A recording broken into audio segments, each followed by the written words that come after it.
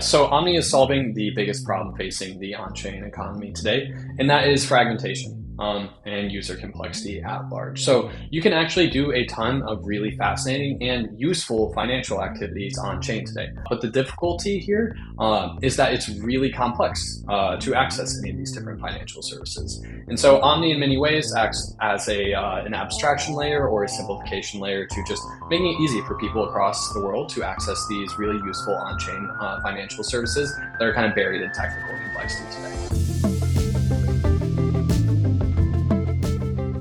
All right, this is a big year as we dig into everything going on in crypto and really scaling, I think, and fixing a lot of the problems that we've seen play out. And with us today, very excited to have on Coinage, Omni Network co-founder Austin King joining us. Austin, good to see you, man. Good to see you. Appreciate you having me on. Yeah, I think, as we reflect, as we look out at 2025, it's big just because, we're carrying over some of the themes from 24, but also an entirely new year. And today we're spotlighting somewhat of an entirely new crypto project. Obviously, it's not new to you, but for our viewers, perhaps new in the sense of what Omni Network is trying to fix as a very important project in, I think, scaling. And that could mean a lot of different things to a lot of different people. But I think, Austin, it might just be good to start with the explanation for our viewers who maybe haven't heard of Omni, what problem it's trying to solve and how it fits into the broader ecosystem. Yep. So Omni is solving the biggest problem facing the on-chain economy today, and that is fragmentation and user complexity at large. So you can actually do a ton of really fascinating and useful financial activities on-chain today. You can buy treasury bills, you can take out loans, you can trade, you can use derivatives. But the difficulty here is that it's really complex to access any of these different financial services. And so Omni in many ways acts as an abstraction layer or a simplification layer to just making it easy for people across the world to access these really useful on-chain financial services that are kind of buried in technical complexity today. Yeah, and I guess, when we talk about Ethereum, it's been an interesting story to carry over too. We just had Jesse from Base on talking about kind of how he believes the roadmap is working. You have detractors in the Solana community basically saying it's not working. And I assume if you start Omni and you're kind of trying to help with the fragmentation problem and really interoperability in the space and kind of fixing some of those things that didn't work out so well in 2024, how do you kind of square both those points in terms of, I guess, making it easier for Ethereum to scale? How does Omni look to do that this year? Yeah, so Ethereum is scaling by outsourcing activity to layer two networks. My perspective, actually, this is my second company that I've built in the crypto industry. The first one that I built also was focused on interoperability, and so I have worked across Bitcoin, I have worked across Ethereum and its various L2 networks, and also, I have worked with XRP and Solana and these other ecosystems. So I'm personally very excited about the entire multi-chain economy at large. With Omni, we're starting the V1 of our mainnet, works across Ethereum L1 and three different L2 networks on top of it. But at large, what I think we're moving towards here is we are going to have a very multifaceted blockchain ecosystem. And this is going to be very impactful for people across the world because it's going to mean we have an open, transparent financial foundation. But what's holding us back today is people think about where they are doing these different financial activities. In the future, people won't be thinking about that. And really, these underlying smart contract platforms will be optimizing for the developer experience and not so much the user end of things. Yeah, I guess when we talk about, the Ripple stuff we're going to get into, because I think it's very fascinating to see how much that project has exploded here in late 24 and into 25. And I'd love to get your take. But you did mention Interledger in terms of your company that you sold to Ripple. And I guess if we go back, Austin, to kind of your journey in crypto, you've been in the space for a really long time. I think was it 2019 that you sold the company to Ripple? Yeah, correct. So, to sell a company in crypto in 2019 means you've been building a long time before that. So talk to me about, I guess, what you've seen in the evolution and kind of how you landed on solving this problem with Omni and how it fit into kind of where you came from. Yeah, so I have been through multiple cycles at this point, and where I believe we're at is really it's about expanding into the world of traditional finance so that the existing modern financial system can benefit from these really powerful and efficient blockchain systems. That was not the case historically. When I first got involved in 2017, 2018, There wasn't even DeFi. People like that wasn't an idea that we could have on-chain financial services. At that point, it was mostly about like tokens, and people were very much figuring it out. It was a very immature state of the industry. What we've seen since roughly 2019, 2020 to mid 2024 is crypto's path to scalability.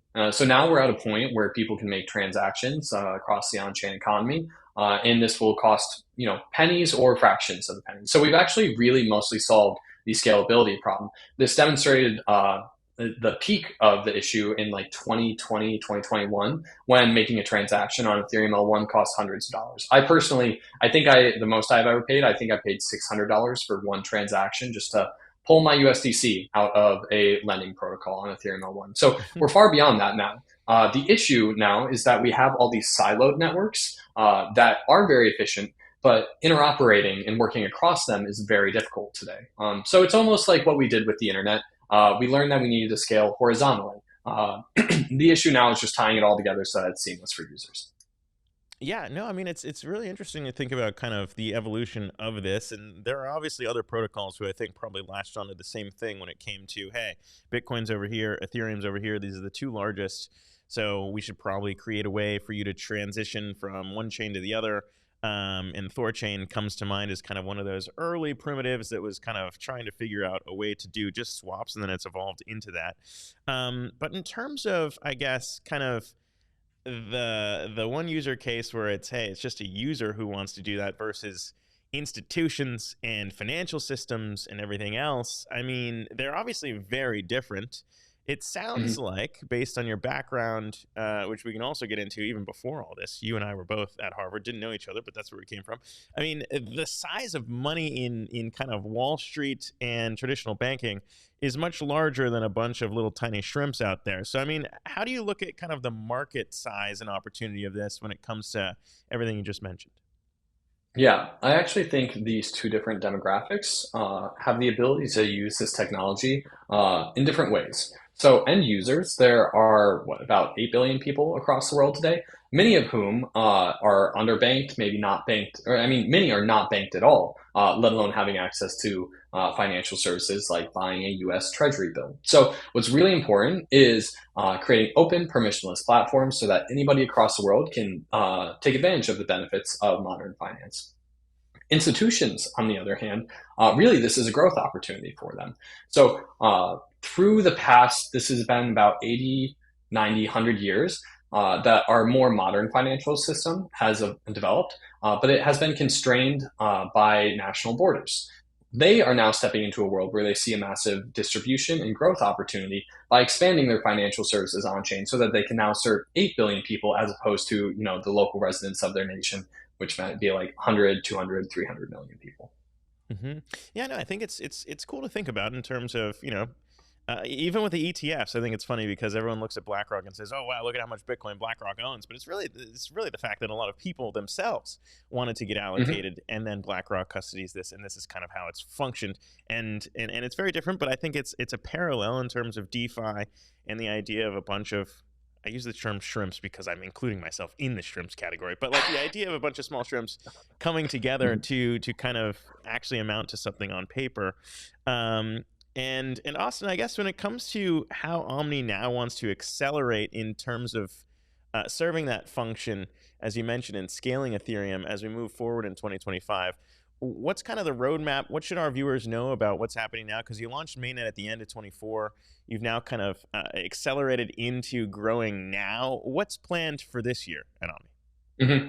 Yeah, I think the number one trend that people need to keep their eyes out for in 2025 is tokenization of more traditional financial assets. So we, with the incoming Trump administration, it is very likely that we see policy that makes it much easier for organizations, institutions to issue financial assets on chain. And if you think about where we're at in the on-chain economy today, there's over $100 billion in DeFi protocols. However, these are almost all just purely cryptographic, crypto-based tokens. There is a huge dearth of just high-quality financial assets to integrate into this wider financial system that we built. So I think over 2025, we are going to see many institutions that offer financial services tokenize them, and put them on chain to seize this opportunity. And I think the traditional financial organizations that do that first are going to see huge tailwinds for their business. I think this is one of the biggest growth opportunities across finance, not just crypto, but finance at large today.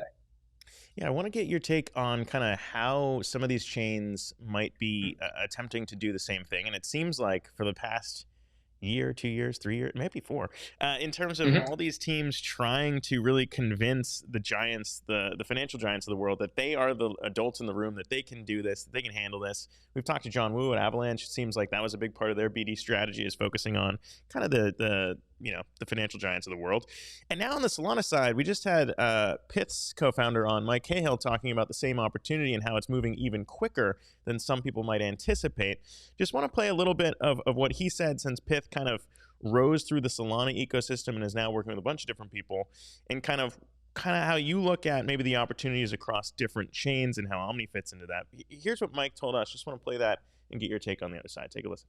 The world of being able to create a globalized market that trades seamlessly over a DeFi application is much closer than we anticipate. I think that the people who are sleeping on this the most are the large exchanges all around the world. They think that they've got these comfy monopolies because they've got the network effects of all the US traders in the world that want to trade US equities or in the US trading on the NASDAQ rather than IC. I think that the retail applications and demand for that is about to change super dramatically. And part of it has to do with this new administration. So when we talk about maybe the new administration coming in and saying everything's good, it is still at the end of the day going to have to be regulated somehow, I think. And that's always a tricky thing to square with kind of the rules of DeFi and how a lot of people in crypto believe it should be done, and the rules of Wall Street and the way that the government thinks it should be done. Um, Mm-hmm. and again, I guess, there are also ecosystems within Solana and Ethereum, and kind of how these things operate with each other. How do you kind of look at the way that that's going to scale this year? Yeah, so from my experience selling my first company to Ripple, I was actually working at Ripple when they got sued by the SEC, which was very deeply ironic because before that, internally, one of the most consistent conversations that was being had was the need for regulation, not the desire to circumvent it or anything, but the need for regulation. So for those of you who weren't around in the like 2017, 2018 era, you might have heard the more modern term RWA, real world assets. We had another term for that back in 2017, 2018. It was STO, so security token offerings. And so people have been thinking about this idea of tokenizing traditional financial assets for, we're getting close to a decade now.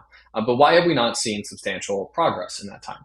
It comes primarily downstream from a lack of regulation. This is not a technology problem. It is a lack of clarity around the regulatory side. And so I think, I personally have never been more bullish on the opportunity for this asset class in my entire history of working in this industry, because I think the incoming administration has made it very clear that they plan to roll out regulatory clarity. It's not necessarily about even just like positive or negative. It is just about clarity. The industry needs to know the rules. People need to know how they can engage with these technologies. So that will be a key unblock over the coming 4 years here. And I think that's one of the fundamental reasons that I think this sector specifically is one of the highest leverage growth areas in finance over the coming few years. Specifically for Omni, though, in terms of the problem that you're solving, as we talk about it, how do you see it kind of fitting into more interoperability, and maybe Mhm. differentiate it from some of the other products on the market as well? Because it does seem like the roll-up narrative has caught some steam as the amount of L2s has grown.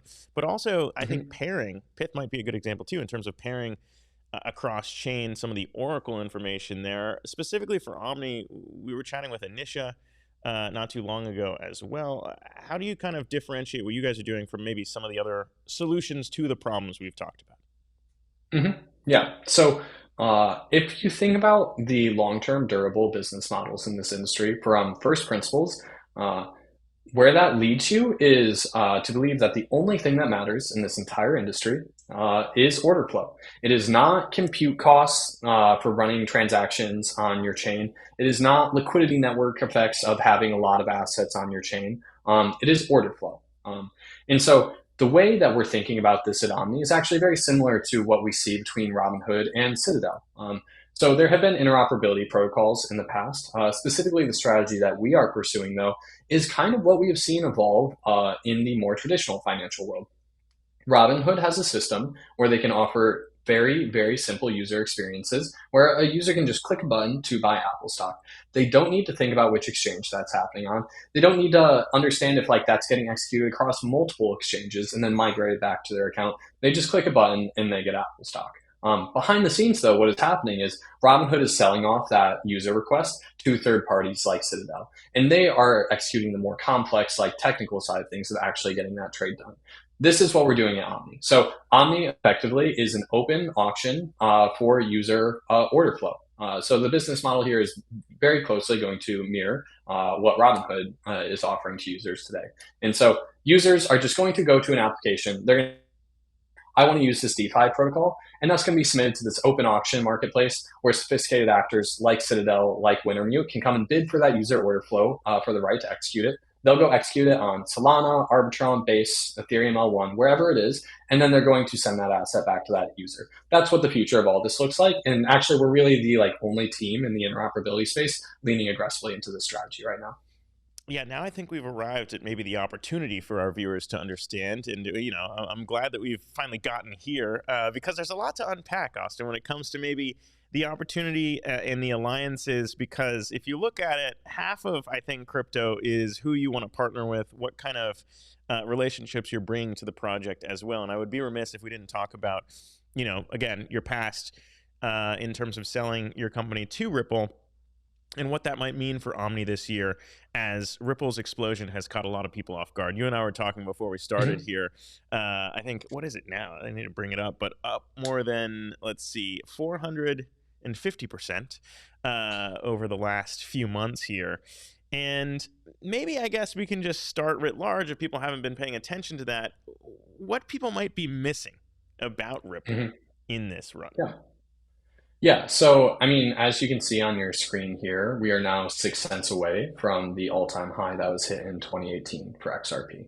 Um, my perspective is that Ripple and XRP as an asset effectively missed the prior bull market downstream of the SEC lawsuit. There was a ton of concern around like what this would mean for the asset. Now, after Ripple was forced to spend over $100 million defending itself from a government organization that in the end, it was deemed XRP isn't even a security. It cost them $100 million from just this like bureaucratic organization to prove this to the world. But what I think we're seeing now is the intertwining of clarity. Again, it all comes back to regulatory clarity. Clarity around like what are these assets? What can we do with them? What can we not do with them from a legal perspective? Alongside the tailwinds that the wider Trump administration is going to be pushing throughout the industry. That is my perspective on what we are seeing happen on probably the primary driving forces between the price action around XRP at this point in time. Yeah, and I guess, Chris Larson, as we said, the co-founder of Ripple over there, one of your guys' backers. And I think one of the things that has a lot of people excited right now, aside from regulatory clarity, specifically with Ripple, is also their stablecoin launch. And I presume they probably wouldn't do that unless they felt pretty confident about where things were going in 25 too. But the reason why I suppose that matters, Austin, is because, it just brings in, we've seen this from other ecosystems too. Once you kind of have that stablecoin flow, it opens up everything else, and you kind of need that Mm-hmm. liquidity, I think, to kind of have everything else you described in terms of working with traditional financial giants work, and you need the order flow. And so when you put all those pieces together, what does that maybe say about Ripple's path forward here, Mm-hmm. particularly as it relates to everything we just talked about and how Omni is well positioned to capitalize on Yep. Yeah. So I actually think this is one of the most misunderstood things that is happening right now. I've been asked multiple times, how do you think Ripple is going to compete with their new stablecoin against Tether and Circle? The thing that people don't understand is that RLUSD is the first step in a much wider tokenization strategy that Ripple is pursuing right now. They're setting up the infrastructure and kind of taking the first lap on tokenizing a large scale traditional financial asset. The first of which obviously makes the most sense, the US dollar. And so most people don't understand this. They are just thinking about like what the stable coin means, and they're failing to see the larger picture of how this stablecoin and XRP itself are going to be effectively the liquidity hubs of a much broader RWA tokenized like asset class that they are pushing on chain. That's the number one thing that people are mistaking right now in regards to Ripple stablecoin. Yeah, no, it's pretty big, and it's something that I think again I personally slept on. Yeah. And I think a lot of people in crypto probably did sleep on because it kind of, you never really knew until we saw the election results. These things change. Obviously, without that, I don't think, the way that this legal battle has gone. I'm not saying that they wouldn't have won, but it has kind of obviously Mhm. changed how aggressive the SEC will be. We heard that from Hester Peirce when she came on Coinage just a couple weeks ago. Um, but I One mean, thing, what? one data point that actually might be interesting to throw in here, Sure. just to like really communicate this to people. When I was inside Ripple, there was actually an analysis done. People are like, "Oh, is XRP even good for cross-border payments? Because it's a crypto, it's volatile." It's actually extremely good for it because of how fast it is. So the analysis basically showed that when you are transferring just fiat to fiat, there's like a 3-day window here. In the foreign exchange risk of those fiat currencies being volatile against one another, there's actually greater volatility over that 3-day period compared to the like 30 seconds it takes to do that with XRP. So a lot of people are wondering if RLUSD is being used to improve the efficiency of the underlying payments product. That is not what they are doing because it actually like is not a problem at all today. Using XRP is better than the existing system. So the marginal benefits there would be minimal. This is a tokenization play at large. And in that too, I mean, you just had a thread. I think it's gone relatively viral in terms of the XRP army really rallying around a lot of this. I don't know why. Again, I don't have anything against Ripple, but I haven't been paying attention, so I haven't seen it. But hey, Uh-huh. listen, if you're out there and you're in the XRP army, hit me up. We can change all this. But I think Austin, when it comes to maybe, I guess the other piece that is in there. I think there are a lot of people who kind of hate rallies they miss. We see it with people who are no coiners, by the way. When Bitcoin rallies, they get even angrier. I assume Mhm. a lot of people in crypto are similar in terms of they just didn't know, and so they didn't have any XRP or didn't think about any of the things we just talked about. I mean, what have you seen as someone who sold a company to Ripple? What have you seen in terms of the biggest misconceptions? Because some people might say, "Oh, this is just like a Wall Street chain. This is just Yep. something that we in crypto can't trust." I mean, what do you attribute some of that to? Yeah. So if you go back to 2013 when XRP was actually launched, what they did is they took a very active stance to say that we are the adults in the room. Chris Larson, the founder, had built two companies before this. He took one public. Like these were large scale fintech companies. And so they very much positioned it as, hey, this distributed ledger technology, actually, this can solve a ton of problems in the existing traditional financial system. So instead of creating this like purely forsake the like existing system? Can we use it to improve the existing system? Because the existing system serves hundreds of millions of people across the world today, and so can we make that better? That was always the initial brand positioning of like let's just take this technology and sure it will be more centralized than Bitcoin, definitely, but we're going to be pragmatic about it and we want to drive like actual results and improve people's lives. So that was where it started. Since then, it very much obviously like has developed the like bank coin, the like fintech coin association, and crypto in these days was very ideological. It's still like a rather ideological sector, but people did not like that.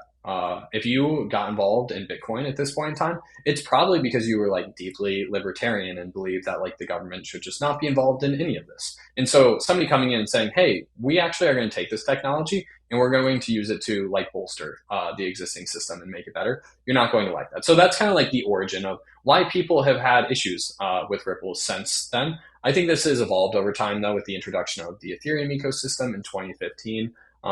But from my perspective, as somebody who has worked on XRP, Bitcoin, Ethereum, other chains, these all have their different perks. So, I studied computer science at Harvard. That part of my brain gets most satisfied by the Ethereum ecosystem because it's an open smart contract platform where you can build complex technology. The part of me that is pragmatic about driving adoption of these technologies and improving people's lives, honestly, it is you cannot deny Ripple is extremely well positioned to drive adoption of this and actually make an impact there. And then Bitcoin, the more libertarian side of me is just like there's not going to be hard forks on Bitcoin. Like it is just this immutable asset. there's a part of my brain that loves that as well. And so a lot of people kind of fall into like tribes within this, but I think people at large should really just zoom out and understand like each of these technologies have their own benefits. And really where we're going is they're all going to like synergize together and they all bring something different to the table. Yeah, no, it is interesting, and I mean, I think that you nailed it because I think that there is a lot of tribalism, and I think almost again, it's just that so many people do come into these things with ideological beliefs that maybe Hmm. get in the way of seeing kind of what's happening in reality. And one of those two now, I think, is it sounds like, and I don't know how much of this is true. I guess we'll see it play out under the Trump administration, but it sounds like there is somewhat of added enthusiasm for projects that are U.S. based, Hmm. and the idea of Ripple being one of them, Solana's team out in California. I mean, when you kind of look at that and what President Trump might know about some of these things, again, Ripple being kind of one of those projects that has taken on the SEC, Hmm. Biden's SEC, and what's about to change under Trump's SEC. I mean, I wonder what you make of maybe potentially an added piece of that in terms of political clout that has now been built up to kind of, I guess, try and get done what couldn't have gotten done before. How much they could potentially run into problems when it comes to crypto and those ideologues saying no, DeFi. We saw the same thing with SBF, by the way. And I'm not saying Ripple's Hmm. SBF, but you saw a lot of pushback in terms of what he was trying to do with Washington and get certain things approved versus Hmm. what crypto wanted. It's Yeah, complicated. yeah. So, I mean, my perspective here is that the actions taken by the prior administration caused one of the biggest fraudulent events in financial history. SBF and FTX obviously lost, I think it was tens of millions of people, maybe even more, significant amounts of money. And that is because it was pushed offshore. The US policy said, we're not going to give you clarity around this. So, what SBF did is he went somewhere offshore where he could set up this like black box of money where he could accept people's funds and do whatever he wanted with it. Ripple is a US based company. That's extremely different. They have a massive compliance department. And like RLUSD is a very good example of this. There are like consistent audits around this. And so, given that they are under the regulatory purview of the United States administration, I actually think that this is a fantastic thing that like we've seen Coinbase as well pushing for clarity on this. So, I personally, as an American who lives in New York City, I'm in our office right now. I think that this is fantastic. I love seeing these larger organizations with serious like treasury firepower pushing the government like, hey, it is bad for your citizens if you do not regulate this because it is going to happen. But if it happens not here, it's going to happen offshore where it is not regulated and it's going to hurt people. And we've already seen that at a massive scale. I think if the government fails to provide regulatory clarity at this point in time, we all as citizens should be like deeply frustrated with the government for like effectively harming the financial status of American citizens. Yeah, I guess, but I mean, there was also a lot of pushback because FTX and Sam in particular is trying to work with regulators to kind of build it around central, like and I think we'll see this play out Hmm. this year in terms of even the stablecoin bill, in terms of what must be done, and really, I think continuing to allow for some of these things. And I'm not saying I have the Hmm. answer because I don't know how you really fit some of the laws of DeFi in terms of not KYCing certain things and fitting that into anti-money laundering the way that it should be done, I guess, because no one wants to support terrorism. We covered all this in season 1 of Coinage with Eric Voorhees, and we got into the details. But I mean, you and I both come from I guess similar cloths, being here in New York and being attached to the financial ecosystem and also seeing crypto take off. It seems tricky. I mean, how do you see that actually happening this year? Because it's really difficult to do that. I mean, regulators are smarter now, but Hmm. how do you square DeFi with the laws of Wall Street? Yeah.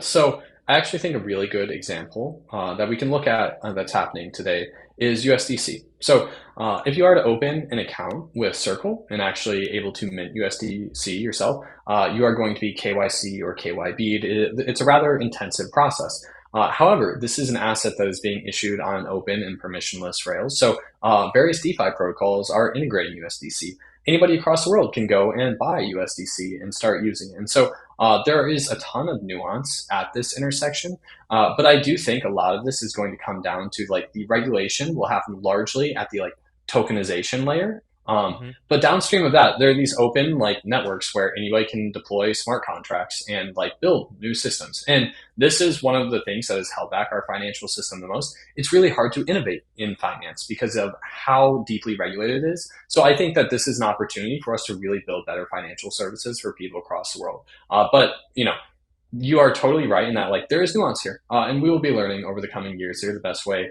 to like mesh these two different paradigms together. But I do see a path where it's fantastically like where in a few years both sides are very happy, and we are living in a world where people have access to better financial services downstream. Policymakers working actively with like well-intentioned innovators in the space.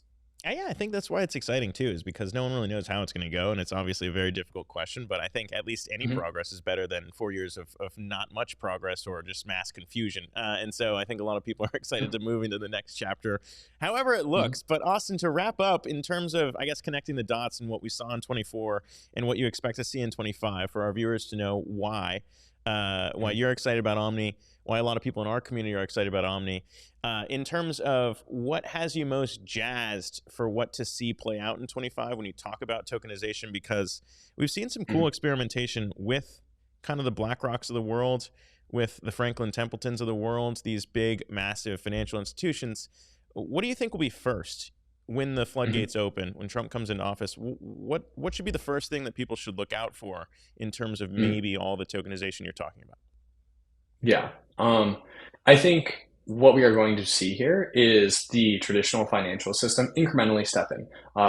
There's not going to be a floodgates moment where like we wake up tomorrow and you can buy Apple stock legally on Ethereum L1. That's not going to happen. What we're going to see here is an incremental expansion from the stablecoins that we have today. We already have some like treasury bill products that are available across these chains. We're kind of going to see a subtle, like step by step expansion of like high grade, very stable financial assets and tokenized products enter the decentralized economy. And so this is not going to be like some crazy 180 turnaround. We're going to learn, we're going to do it responsibly. But I do think that even the introduction of things like treasury bill products on chain stands to revolutionize the entire decentralized finance economy that exists today. Because the biggest problem with it is the lack of just like sturdy, high grade financial assets. And once we have that, then we can really expand the adoption of those to the billions of people across the world who really suffer from not having access to them today.